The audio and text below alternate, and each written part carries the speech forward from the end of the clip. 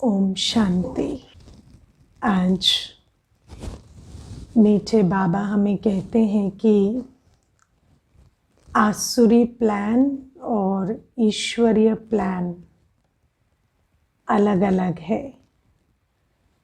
और बाबा कहते दुनिया वालों का जो प्लान है वो कभी सक्सेसफुल नहीं होगा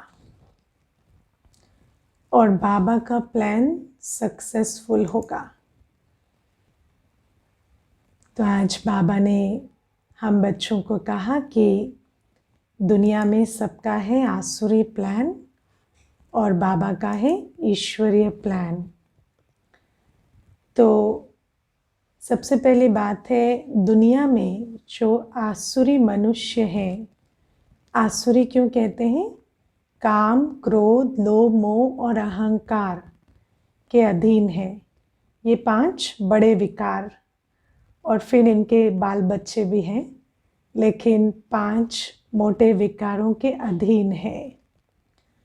अब जो आत्मा इन 5 विकारों के अधीन है वो किस बात की चेष्टा करती है, किस बात का पुरुषार्थ करती है?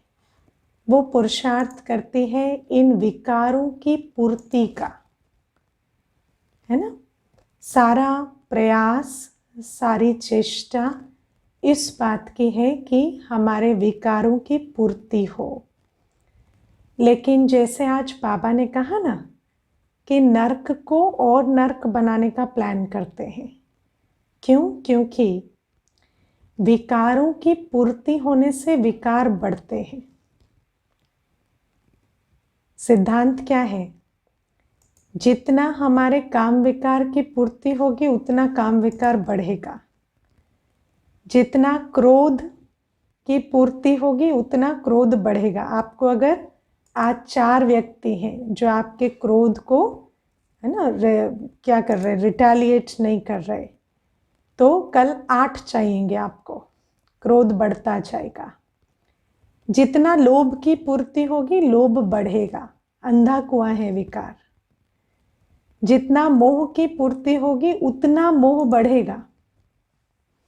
जितना देहाभिमान की पूर्ति होगी, जितनी आपकी ईगो को फीड किया जाएगा उतनी ईगो बढ़ेगी, घटेगी नहीं, है ना। इसीलिए बाबा हमें कहते हैं कि ये जो विकारों की पूर्ति है ये एंडलेस है और विकारों की पूर्ति से सिर्फ विकार बढ़ते हैं। कभी सुख शांति नहीं आती, कभी संतुष्टता नहीं आती। और बाबा फिर एक और पॉइंट जो कहते हैं वो ये है कि वो आपस में भी लड़ेंगे, है ना।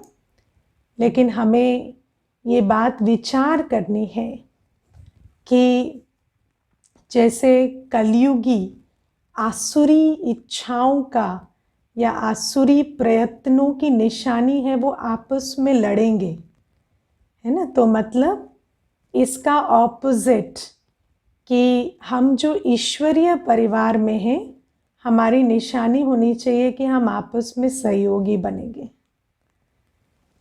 है ना। तो बाबा कहते ईश्वरीय प्लान निर्विकारी बनने का है। तो जो विकारी है वो आपस में लड़ेंगे, ये निशानी है। इसलिए उनका प्लान सक्सेसफुल नहीं होगा। लेकिन जो ईश्वरीय प्लान है और उस ईश्वरीय प्लान को एग्जीक्यूट करने वाले हैं, जो पवित्रता की धारणा से पवित्र दुनिया बनाने वाले हैं, शांति की धारणा से शांत दुनिया बनाने वाले हैं, ऐसे बच्चे आपस में कभी लड़ने नहीं चाहिए। क्योंकि अगर हम भी लड़ रहे हैं तो इसका मतलब है कि हम जिस दुनिया की स्थापना कर रहे हैं, जिस ईश्वरीय प्लान का हिस्सा है, उसकी धारणा हमारे अंदर स्वयं ही नहीं है, है ना। तो आज इस बात को बहुत नोट करना है। और बाबा हम बच्चों को ये बात हमेशा समझाते हैं कि दादियों की विशेषता क्या है। आज आप देखो, दादियों की अगर आप एक विशेषता, वैसे तो कई विशेषताएं हैं दादियों में, लेकिन दादियों की सबसे बड़ी विशेषता है आपस में संगठन की यूनिटी। सबसे बड़ी विशेषता, चित्र देखा है ना, तीनों दादियां हाथ में हाथ डालकर चल रहे हैं, कितना प्यारा चित्र है वो। और अगर आप हर दादी को देखेंगे, हर दादी का स्वभाव अलग है ना। गुलजार दादी जी हमेशा शांत रहते थे, जानकी दादी जी ज्ञान की टिकलू टिकलू बहुत करते थे, है ना। प्रकाश मणि दादी जी बहुत लव और लॉ का बैलेंस मेंटेन करते थे। सबका स्वभाव अलग होते भी आपस में कभी भी खिटखिट नहीं हुई। क्यों खिटखिट नहीं हुई? उसका एक ही कारण है कि ईश्वरीय प्लान को एग्जीक्यूट करने वाले बच्चे, पवित्र दुनिया बनाने वाले बच्चे, पवित्रता की धारणा वाले बच्चे कभी आपस में लड़ते नहीं। तो बाबा हम बच्चों को आज ये बातें समझाते हैं कि आसुरी प्लान कभी सक्सेसफुल नहीं हो सकता।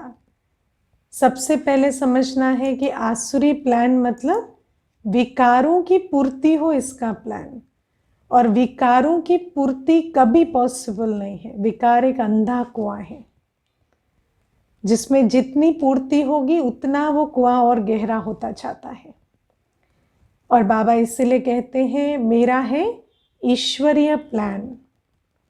और आज मैं इस विषय में भी विचार कर रही थी कि ईश्वरीय प्लान वास्तव में है क्या, है ना। तो वैसे तो हम समझते हैं पवित्र दुनिया बनानी है।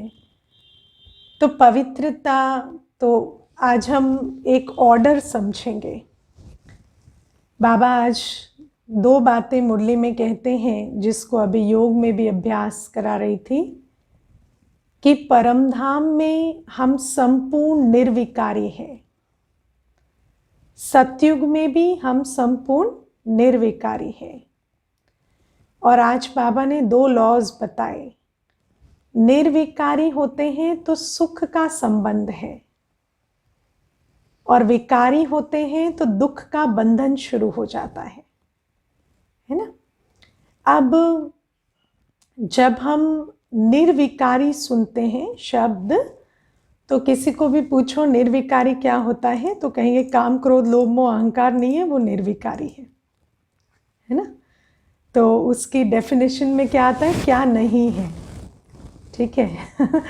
लेकिन निर्विकारी स्थिति कैसी स्थिति होती है? जब हम योग में बैठते हैं तो निर्विकारी स्थिति कैसी स्थिति है, उसका अनुभव हमें थोड़ा चिंतन मनन करके करना होगा कि आत्मा अपनी निर्विकारी स्टेज में उसकी वाइब्रेशन, उसकी अवस्था कैसी होगी।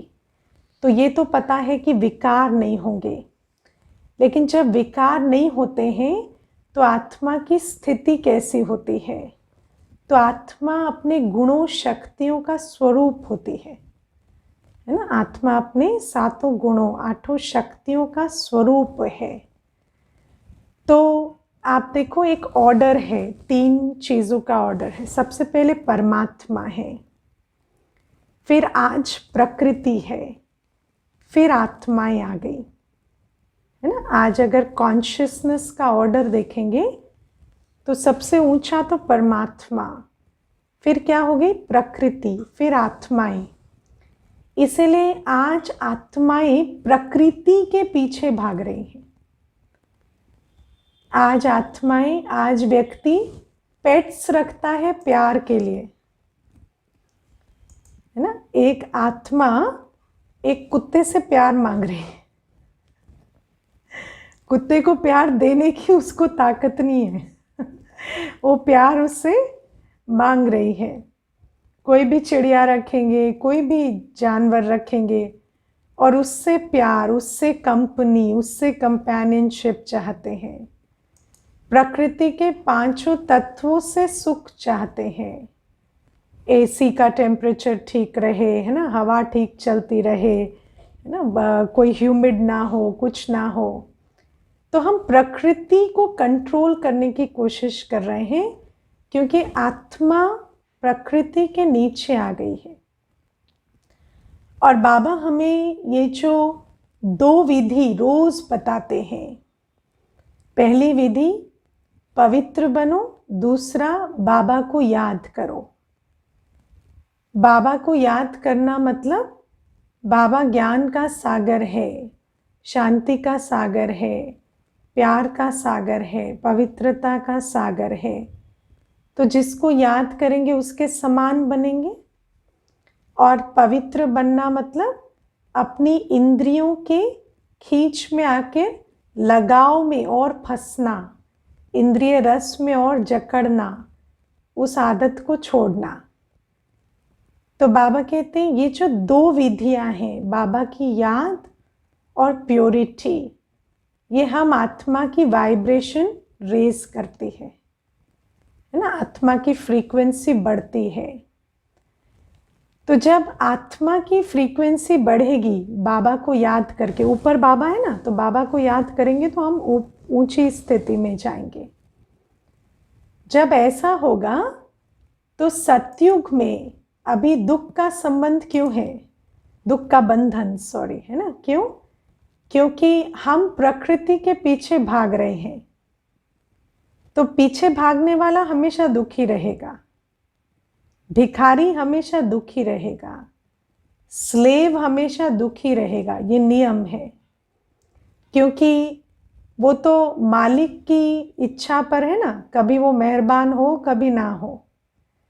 तो यदि हम सुख, शांति, प्यार सब कुछ प्रकृति से मांग रहे हैं, उसके पीछे भाग रहे हैं, तो ऑब्वियस है प्रकृति हमें खूब नाच नचाएगी, है ना। कभी सुख देगी, कभी सुख छीन लेगी, कभी हमें शांति देगी, कभी अशांत करेगी। तो ये खेल चलता है, इसीलिए हम दुख के बंधन में रहते हैं। लेकिन जैसे जैसे हमारी फ्रीक्वेंसी ऊंची होती है, तो फिर आप देखो सतयुग में प्रकृति हमारी दासी बन जाती है। तो प्रकृति से लड़कर या प्रकृति पर हमें विजय नहीं पानी है।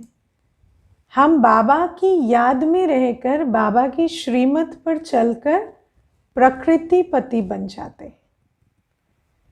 और ऐसा प्रकृति पति प्रकृति से सब कुछ प्राप्त करता है बिना मांगे, क्योंकि उसकी वाइब्रेशन ऊंची है। और एनर्जी का लॉ क्या है, वो लो फ्रीक्वेंसी से हाई फ्रीक्वेंसी की तरफ बढ़ेगी, है ना, क्योंकि उसको चाहिए, है ना, शी इज डिमांडिंग। तो उसको वहाँ से सुख मिल रहा है, शांति मिल रही है। तो बाबा हमें ये सिंपल सा सिद्धांत समझा रहे हैं कि जब हम फुल होंगे तो प्रकृति हमारे चारों तरफ फुल होने के लिए मंडराएगी। और बाबा बहुत अच्छा हमें इसका एक एग्जाम्पल देते हैं। एक मुरली में बाबा कहते हैं आज दुनिया में सब कुछ के लिए हमें प्रयास करना पड़ता है, पीछे भागना पड़ता है। आज आप देखो व्यक्ति को हेल्थ चाहिए, तो हेल्थ के लिए आप कुछ नहीं करेंगे तो कुछ नहीं होगा। फिजिकल हेल्थ के लिए मेहनत लगती है, मेंटल पीस के लिए मेडिटेशन करना पड़ेगा, है ना, धन के लिए प्रयास करना पड़ेगा, सुख के संबंध के लिए भी आपको संबंध में मेहनत करनी पड़ेगी। अभी भी हम ब्राह्मण परिवार में भी चलते हैं, तो हम बाबा की श्रीमत के हिसाब से सुख में आएंगे तो संबंध का सुख बनेगा ना, सुख का संबंध। वरना श्रीमत का जहाँ उल्लंघन होगा, थोड़ा केयरफुल नहीं रहे, विस्तार में गए, देहाभिमान में आए, तो वो दुख लेन देन शुरू हो जाएगी। बाबा कहते आज तो आप सोचो सेफ्टी कितनी बड़ी इश्यू हो गई है। अगर आपकी बॉडी की सेफ्टी चाहिए, आपको फिजिकल इलनेस से सेफ्टी चाहिए, आपको चोरी चकारी से सेफ्टी चाहिए, इवन आपको रेडिएशन से सेफ्टी चाहिए, आपको बहुत मेहनत करनी पड़ती है। क्योंकि हम लो फ्रीक्वेंसी में हैं तो हम बहुत वल्नरेबल और ससेप्टेबल हैं। इसीलिए हर चीज़ हमें दुख पहुंचा सकती है, दुख दे सकती है, हमें अपने पीछे भगा सकती है। और बाबा कहते सतयुग में, क्योंकि तुम आत्मा ऊंची स्थिति में हो, तो वहाँ पर तुम्हें हेल्थ के लिए कुछ करना नहीं पड़ेगा, तुम्हें हेल्थ नेचुरली मिलेगी। तुम्हें पीस के लिए कुछ करना नहीं पड़ेगा, वहाँ सुख शांति आत्मा का अधिकार होंगे। धन तुम्हें कमाना नहीं पड़ेगा, धन तुम्हारे पास अकिचार होगा। संबंधों के लिए तुम्हें मेहनत नहीं करनी पड़ेगी, ऐसे सोचना नहीं पड़ेगा आज इसको नमस्ते किया या इसको भूल गए, ऐसा तो नहीं हुआ उसको इग्नोर्ड फील हुआ हो, ऐसी बातें हमें सतयुग में विचार नहीं करनी पड़ेगी। तो बाबा हमें कहते हैं वहाँ कोई सेफ्टी सिक्योरिटी का इशू नहीं होगा, क्योंकि वहाँ कोई भी तत्व कोई भी आत्मा हमें दुख नहीं देगी, क्योंकि हमारी वाइब्रेशन ऊंची है। तो बाबा हमें कहते हैं मेरा जो प्लान है वो बहुत फुल प्रूफ है, और मैं तुम्हें जो प्लान दे रहा हूँ तुम उस पर फोकस करो। तुम्हें किसी को कंट्रोल करने की ज़रूरत नहीं है, तुम सिर्फ अपने आप को है ना निर्विकारी बनाओ। लेकिन सबसे बड़ी बात है कि हम जब सतयुग के धन के बारे में सोचते हैं या सतयुग के मीठे संबंध के बारे में सोचते हैं, तो क्या होता है, हम सोचेंगे वहाँ बहुत धन मिलेगा, वहाँ बहुत संबंध मिलेगा। तो हम निर्विकारी कैसे बनेंगे? अगर हम इच्छावश पुरुषार्थ करेंगे तो निर्विकारी नहीं बनेंगे ना। बुद्धि में देखो, बाबा हमें कहते हैं ये एक पैराडॉक्स है, तुम्हें सब कुछ मिलेगा लेकिन पहले तुम्हें सब कुछ छोड़ना पड़ेगा, है ना। ये एक लीप ऑफ फेथ है, ये एक लीप ऑफ फेथ है। इसमें ये जो, इसीलिए बाबा कहता है ना, बाबा से सौदा बहुत कम करते हैं। ऐसा कोई विरला होता है जो भगवान से सौदा करता है, क्योंकि बाबा कहते हैं इच्छा अच्छा नहीं बनने देगी, और अच्छे की इच्छाएं पूरी होंगी। अब हम अगर अच्छा इच्छा से बनेंगे तो नहीं होगा। अब सबसे बड़ी बात क्या है, देह अभिमान में आत्मा, हम जिस जीवन में चल रहे हैं, जो हमने आज तक सीखा है किया है, हमने कभी भी कोई पुरुषार्थ बिना इच्छा के नहीं किया है ना। कभी भी कुछ भी हमने बिना इच्छा के आज तक किया ही नहीं है, हमें आता ही नहीं।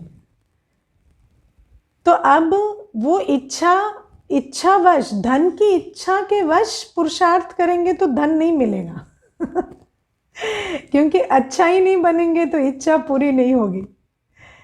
तो ये एक बहुत बड़ा पैराडॉक्स है, इसको हमें अच्छे से समझना है। अभी हम सृष्टि के नियमों को समझकर जब संपूर्ण समर्पण जाएंगे ना, जिसको बाबा मर्जीवा कहता है, तब जाकर अगले जन्म में सब मिलेगा। लेकिन वो जो लीप ऑफ फेथ है वो लेते हैं हम। हाँ, दुनिया में कहते हैं you can not have your cake and eat it too, और हम क्या कह रहे हैं, I will keep eating my cake and double it too. हम कह रहे हैं हम केक खाते भी रहे और वो डबल भी हो जाए, जैसे बाबा कह रहा है। लेकिन केक को छोड़ना पड़ेगा, अगर आप डबल करना है तो छोड़ना पड़ेगा पहले, ये शर्त है। बाबा कहते इस समय संपूर्ण स्वाहा जाएंगे, तब जाकर संपूर्ण अधिकारी बनेंगे। कल इस समय इच्छा मात्रम अविद्या बनेंगे, तब कल उस दुनिया में जाएंगे जहां अप्राप्त नहीं कोई वस्तु देवताओं के खजाने में। इस पैराडॉक्स को बहुत अच्छे से हमें समझना है ना। और ये सब कुछ होगा निश्चय से। हम बाबा के जब से बने हमारे पास सैकड़ों कारण हैं जो आज बाबा मुरली में कहते हैं ना, मैं तुम्हारा मात पिता हूँ, ये तुमने जाना है पहचाना है। तो हमारे पास सैकड़ों कारण हैं जिसके कारण हम पहचानते हैं ये मेरा बाबा है। अब बाबा को पहचान कर बाबा का बनना पड़ेगा और सब किनारे छोड़ने पड़ेंगे, है ना। तन मन धन संबंध की ऊंच नीच हमें माइंड ही नहीं करनी है। ऐसी स्थिति में हमें जाना है ना। देखो, माया है ना, दो रूप में आएगी, आकर्षण और भय। माया के दो ही रूप हैं, आकर्षण और भय। माया भय के रूप में कैसे आती है? तन मन धन और संबंध, मान और अभिमान हमारा खतरे में है, माया हमें ये भय दिलाएगी। और जिसको तन मन धन संबंध से लगाव होगा वो माया के उस विकराल रूप में टूट जाएंगे। आकर्षण के रूप में माया हमें तन मन धन और संबंध का आकर्षण देगी और हम उस आकर्षण में फंसकर बाबा को भूल जाएंगे। और जो आत्मा बाबा को अपना सब कुछ बनाकर चलेगी, तन मन धन और संबंध से अपनी बुद्धि को निकाल देगी, उसको माया हिला डुला नहीं पाएगी और वो आत्मा अधिकारी बनेगी, बाबा के वर्षे की अधिकारी। बात समझ में आ रही है? आज मैं आपको बहुत डीप क्लास करा देती हूँ, है ना, भले वो बात समझ आए ना आए। अब मुझे नहीं पता, मैंने कोई प्लानिंग नहीं की थी, जो प्रेरणा आ रही है बता देती हूँ। तो बाबा हमें कहते हैं कि माया पर माया जीत बनने के लिए बाबा का साथी और सब चीजों से साक्षी। क्योंकि जो साक्षी नहीं होगा, जिसको इतना भी लगाव है ना, उसको माया ऐसे घसीट लेगी, कभी आकर्षण से कभी भय से। इसलिए ये जो आज बाबा निर्विकारी अवस्था बार बार कहते हैं ना, अपने आप को संपूर्ण रूपेण तन मन धन संबंध से न्यारा करके रखो। और बाबा कहते ये तुम इच्छा से नहीं कर सकते। हमें ज्ञान है, हम सतयुग में जाएंगे, हमें सर्व प्राप्तियां होंगी, सब है, लेकिन अब मुझे एक ही रियलाइजेशन चाहिए, मैं आत्मा हूं and Baba is enough for me. वो आत्मा जो बाबा की बन जाती है उसको गिफ्ट में सब कुछ मिलता है, लेकिन वो आत्मा जो इच्छावश पुरुषार्थ करती है उसको कुछ भी नहीं मिलेगा, क्योंकि इच्छा अच्छा नहीं बनने देगी। इस पैराडॉक्स को हमें बहुत अच्छे से समझ कर चलना है। इसीलिए बाप को पहचान लिया, अब बाप का बन जाना है। अब किसी भी और चीज में फंसना नहीं है हमें। और फिर बाबा कहते ये जो तन मन धन और संबंध है, अब जंगल में तो नहीं चले जाएंगे, तो इसको क्या करो, सफल करो। इसको फिर बाबा की श्रीमत पर ईश्वरीय सेवा में स्वाहा कर दो, ताकि इससे विकर्म ना बने। क्योंकि जो तन मन धन संबंध सफल नहीं होगा वो और कुछ नहीं करेगा, सिर्फ विकर्म बनाएगा, ना। सारे दिन देख लो कहाँ जा रहा है सारी एनर्जी, सारा टाइम, सारा थॉट, सारा पैसा कहाँ जा रहा है? वही तन मन धन और संबंध के पीछे ही जाएगा और लगाव बनाएगा। इसीलिए बाबा आज कहते हैं इसको सफल करो, और सफल करने से ही रिटर्न मिलेगा, है ना। क्योंकि लगाव मुक्त बनेंगे तो सफल करेंगे, और सफल करेंगे तो रिटर्न मिलेगा। तो आज आप लोग विचार करना इन बातों पर।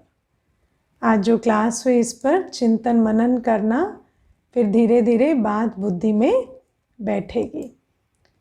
और आज बाबा हमें कहते हैं कि अमृत वेले परमात्मा स्नेह को दिल में समा लो, तो फिर और किसी का स्नेह आकर्षित नहीं करेगा। बाबा का प्यार अनुभव होता है। बाबा हमें कितना प्यार करता है, ये बात हमें समझ में आती है। बाबा का प्यार, बाबा की पालना, बाबा हमारे लिए इस पुरानी दुनिया में आकर बैठा है, इस बात को जब हम विचार करेंगे ना, तो हमें और कोई दुनिया में प्यारा नहीं लगेगा। वैसे भी दुनिया में कोई प्यारा नहीं है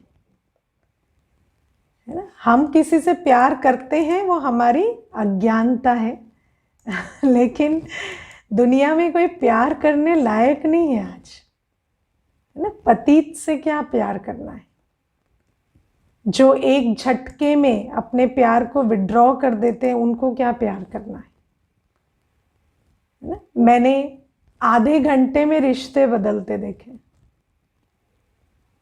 आधे मिनट में भी बदल जाते हैं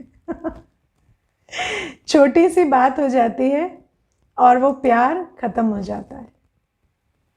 तो बाबा कहते हैं, अगर सचमुच आंख खोलकर देखो तो इस विकारी दुनिया में हर संबंध विकार के आधार से है, और जिस संबंध का आधार विकार है वहां प्यार नहीं, वहां प्यार नहीं है। और उन संबंधों के पीछे हमें नहीं जाना है, उनको उनके साथ चलना है, समझ कर चलना है। तो बाबा हमें कहते हैं कि जो मैं तुम्हें जो प्यार करता हूं, आज आप सोचो बाबा हमें कितनी बड़ी बात कहते हैं। कहते हैं भल खाओ पियो मौज करो, कुछ भी करो, भल मुझे कुछ भी मत तुम सेवा में लगाओ, तो भी मैं तुम्हें कभी नहीं कहूंगा कि तुम मेरी पालना नहीं ले सकते। कभी नहीं कहेगा बाबा, है ना। बाबा कहते हैं अगर तुम कुछ सफल करोगे तो तुम्हें मिलेगा, पदम गुणा मिलेगा, उस समझ से सफल करो। लेकिन ऐसा नहीं है कि बाबा का प्यार नहीं मिलेगा या पालना नहीं मिलेगी यदि हम कुछ करेंगे नहीं। बाबा कहते पढ़ाई सबके लिए है, प्यार सबके लिए है, कोई करे ना करे सबके लिए प्यार है, पढ़ाई है। लेकिन जो करेगा फिर वो पदम गुणा पाएगा। और आज बाबा हमें कहते हैं कि चावल मुट्ठी का गायन है, तो उसकी शास्त्रों में जो कहानी आती है उसको भी थोड़ा सा आज रिमाइंड कराएंगे। श्री कृष्ण और सुदामा को हमेशा से मित्र दिखाया गया। श्री कृष्ण के रूप में ही थे, सुदामा के रूप में ही थे, सखा भी थे। श्री कृष्ण के साथ खेलना खाना खेल पाल सब करते थे। लेकिन जितने समय भी रहे साथ में, खेल पाल के अधिकारी बने, खाने पीने मौज करने के अधिकारी बने सुदामा, और पहचान नहीं पाए कि ये भगवान है। तो जब द्वारका में महल में मिलने गए, तब पहली बार चावल मुट्ठी दिया, तब बदले में महल मिले। खेलपाल करने को, मित्रता करने को कभी मना ही नहीं थी। लेकिन जहाँ शास्त्रों में श्री कृष्ण को भगवान की तरह दिखाया गया, तो उस भगवान के अंदर ताकत थी उसको महल का अधिकारी बनाने की। लेकिन भगवान भी उसकी चावल मुट्ठी के बिना उसे महल का अधिकारी नहीं बना सकता था। और कितने वर्ष साथ खेलते खाते भी वो दरिद्र का दरिद्र ही रहा, जब तक उसने अपनी चावल मुट्ठी सफल नहीं की। तो बाबा हमें कहते हैं कि बाप का बनते हैं, प्यार पाते हैं, पालना पाते हैं, लेकिन बाबा तो हमें विश्व का मालिक बना सकते हैं, और विश्व का मालिक तो हम तब बनेंगे ना जब चावल मुट्ठी सफल करेंगे। तो बाबा कहते भगवान से हमें विश्व की बादशाही मिल सकती है, सिर्फ प्यार पालना में क्यों खुश होना है। 21 जन्म की राजाई मिल सकती है, तो क्यों नहीं थोड़ा एक्सचेंज करें। तो बाबा आज हमें इतने प्यार से सफल करने की भी श्रीमत देते हैं, लेकिन बाबा कहते हैं ऐसा नहीं कि जो नहीं करेगा उसको कोई मनाही होगी कि बाबा की मुरली नहीं सुन सकते या प्यार नहीं मिलेगा, नहीं। लेकिन बाबा कहते हैं जो करेगा वो विश्व का मालिक बनेगा। इस इक्वेशन को बाबा हमें प्यार से समझाते हैं, और बाबा कहते हैं इतना प्यारा बाबा जो हमें प्यार भी देते हैं, उन्नति की विधि बताते हैं, 21 जन्म की राजाई का अधिकारी बनने की युक्ति बताते हैं, ऐसे बाबा को सुबह सुबह इतना प्यार से याद करो कि सारे दिन सबके साथ चलते भी दिल इतनी परमात्मा प्यार से भरपूर है कि कोई और दिल में समाता नहीं है। ठीक है ना। आज एक प्रश्न है, जब भी मैं मुरली सुनती हूँ तो मुझे नींद आती है ना। इसलिए क्योंकि हमारी ब्रेन की प्रोग्रामिंग है, जब भी कुछ शांत मिले तो सो जाओ। साइलेंस हुआ, कुछ मीठा हुआ तो फिर सो जाओ, नींद आएगी। तो बाबा हमें कहते हैं कि शांति में सिर्फ सोना आता है, हमें शांति में शांति का अनुभव करना नहीं आता। इतने थके पड़े हैं ना, तो शांति का अनुभव कर कर उसका सुख लेना नहीं आता। तो अभी धीरे धीरे वो ट्रेनिंग करनी है। इसीलिए बाबा हमें कहते हैं कि आँख खोल कर बाबा की याद में बैठो। इससे आदत पड़ेगी कि आँख खोल कर शांति के सुख के संकल्पों को रिलिश कैसे करना है। और फिर जब मुरली भी सुनेंगे तो शांति के वाइब्रेशंस आएंगे, लेकिन हम सोएंगे नहीं, उनके अनुभवों में, है ना। वो बाबा कभी शांति की लहर, कभी सुख की लहर, कभी शक्ति की लहर चला रहे हैं, तो उन लहरों में हम लहराएंगे। और ये प्रोग्रामिंग चेंज कैसे होगी, जब हम शांति में बैठकर बाबा की याद में शांति को अनुभव करेंगे।